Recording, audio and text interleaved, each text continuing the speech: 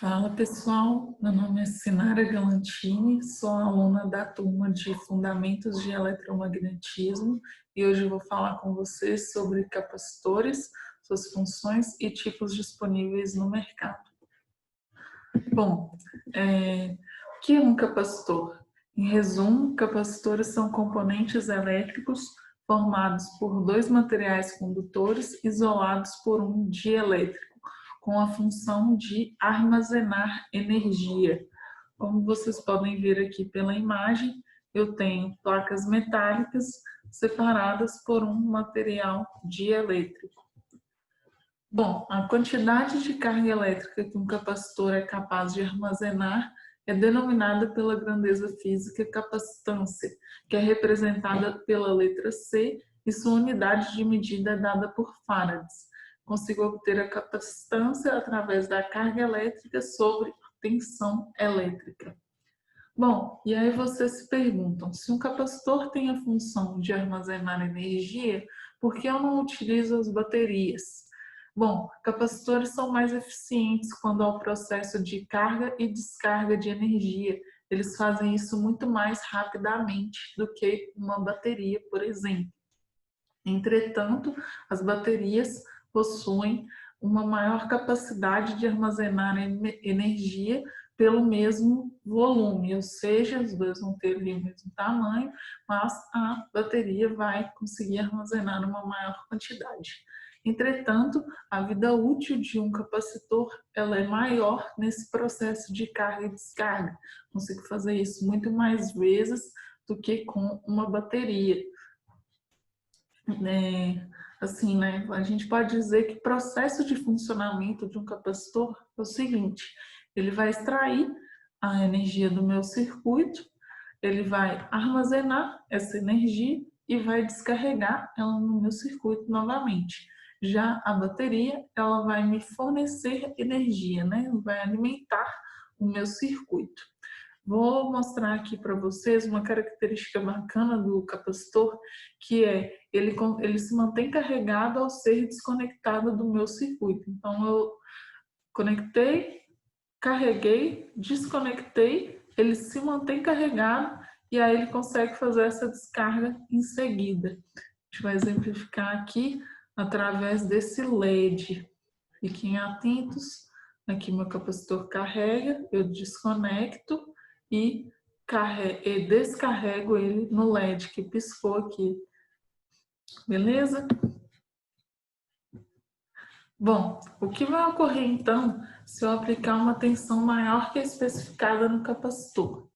Nós falamos ali que o capacitor ele é formado por um dielétrico. Então, se eu aplico uma tensão maior do que a especificada, esse dielétrico vai se romper e vai ocasionar um curto-circuito no meu componente. Bom, essa tensão especificada, ela vai ser exatamente de acordo com esse material dielétrico empregado na fabricação do meu capacitor. Então, vai depender sempre ali do meu material e da espessura dele. A gente sabe que todo material dielétrico possui uma rigidez dielétrica e quando essa se rompe, o meu material dielétrico passa a ser um condutor. E aí, quando isso ocorre no meu capacitor, ele vai ou vazar ou explodir, como no vídeo aqui de exemplo, ele explode. Beleza? Mais uma vez. Bom, um pouquinho aí das funções dos capacitores nos circuitos elétricos. Em circuitos retificadores, o que seriam circuitos retificadores? São circuitos cuja finalidade é obter corrente contínua a partir da corrente alternada. Aqui eu tenho um exemplo de um circuito retificador, uma tensão aplicada na entrada, um transformador, um diodo, um resistor e um capacitor, e aqui a minha tensão de saída. Em um gráfico de tensão em circuitos de corrente alternada, eu tenho essa variação aqui, ora positiva, ora negativa, ora positiva, ora negativa. Ao inserir no meu capacitor, nesse circuito, qual que é a função, nesse tipo de circuito, qual que é a função desse meu capacitor? O que ele vai fazer? Ele vai carregar enquanto minha onda estiver aqui na parte positiva do gráfico, ou seja, ele carrega enquanto a tensão no meu circuito é menor do que a tensão armazenada no meu capacitor e começa a descarregar quando essa tensão vai diminuindo, ou seja, quando a tensão no meu circuito fica abaixo da tensão no meu capacitor. Ele entende que ele tem que começar a descarregar ali no meu circuito. Vocês podem ver que esse processo de descarga vai ocorrer na parte negativa da onda e o processo de carga na parte positiva da minha onda. Esse gráfico se aproxima de um gráfico de tensão de circuitos de corrente contínua, que são gráficos de linha reta. Ok?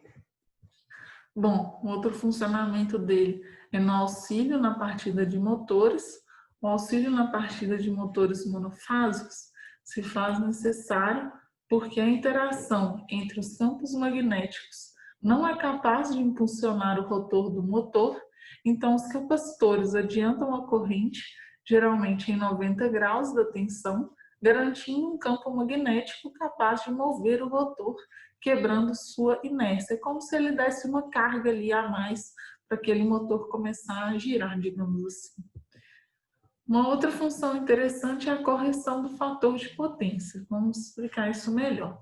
Hoje nós temos 3 tipos de potência: a potência aparente, a potência ativa e a potência reativa.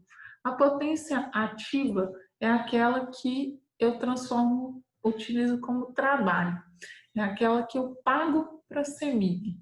A potência reativa é como se fosse uma perda ali no meu sistema. É uma potência que não é convertida em trabalho. A potência aparente é a soma dessas duas potências, ativa e reativa. É aquilo que a CEMIG me fornece. Ela me fornece uma potência aparente, eu consumo uma potência ativa e existem perdas, certo? Então eu pago ali o que eu consumi. E essas perdas ficam a cargo da CEMIG. O que é essa potência aparente? Ela vai ser como aqui, ó, como se fosse a soma vetorial da minha potência ativa e reativa. Hoje, existem 2 tipos de potência reativa: reativa capacitiva, reativa indutiva. Materiais indutores, tipo assim, indutivos, por exemplo, motores, etc. Vamos pensar aqui. A capacitiva é como se estivesse aqui no meu eixo negativo do Y. Vamos pensar nisso aqui como se fosse um eixo Y, isso aqui como se fosse um eixo X. Então, a reativa indutiva vai ser a parte positiva e a reativa capacitiva seria como se fosse aqui a negativa. Tá, mas e daí? Bom, como a CEMIG me fornece a potência aparente, para que ela garanta que ela não vai desperdiçar, digamos assim, muita energia, ela me fala que o meu fator de potência, que nada mais é que minha potência ativa sobre a potência aparente, seja maior do que 0,92. Ela me pede isso. Ela me diz, ó, seu circuito tem que ter um fator de potência maior ou igual a 0,92. Para garantir isso, ou seja, para garantir que a perda no meu circuito não seja grande ao ponto de me dar um fator de potência muito pequeno, ou seja, pensa aqui, ó, se eu aumento a potência reativa indutiva, eu vou estar aumentando minha potência aparente, correto? Porém, minha potência ativa permanece a mesma aqui. Como meu fator de potência é a potência ativa sobre a potência aparente, aumentando aqui o meu denominador, meu valor vai caindo, certo? Então, eu tenho que diminuir o meu denominador. Como que eu faço isso? Eu insiro um módulo de capacitores que vai diminuir esse valor aqui da minha potência reativa indutiva. Esse exemplo é bem utilizado aqui como se fosse o chope, né? que a gente bebe, que a gente consome, é a potência ativa, e aquela espuminha ali, ela sempre vai existir, é até necessária, né? A gente acha estranho quando vem um chopp sem espuma, que é a minha potência reativa. E aí o meu copão é aquela soma daquelas duas potências, minha potência aparente. Bom, outras funções são circuitos conversores, reversores, circuitos de armazenamento de energia, proteção de circuitos contra as oscilações da rede e alimentação breve de circuitos. Tipos de capacitores no mercado. Vou falar de 3 tipos básicos. O que vai mudar nos capacitores vai ser basicamente o dielétrico, que vai ser utilizado. A constituição é sempre basicamente, né, a mesma. E aí a gente vai ter o capacitor cerâmico, ele não é polarizado, então independe aqui o positivo e negativo, composto pelo dielétrico cerâmico. Capacitor poliéster, composto pelo dielétrico poliéster, também não polarizado, e o capacitor eletrolítico, que já é polarizado. Então, aqui eu vou ter meu polo positivo e negativo, e se eu alimentar ele incorretamente, ele vai ter um mau funcionamento. Beleza? Vai comprometer aí o meu sistema. Então, é isso, pessoal. Agradeço aí, espero que tenha ficado claro e até a próxima.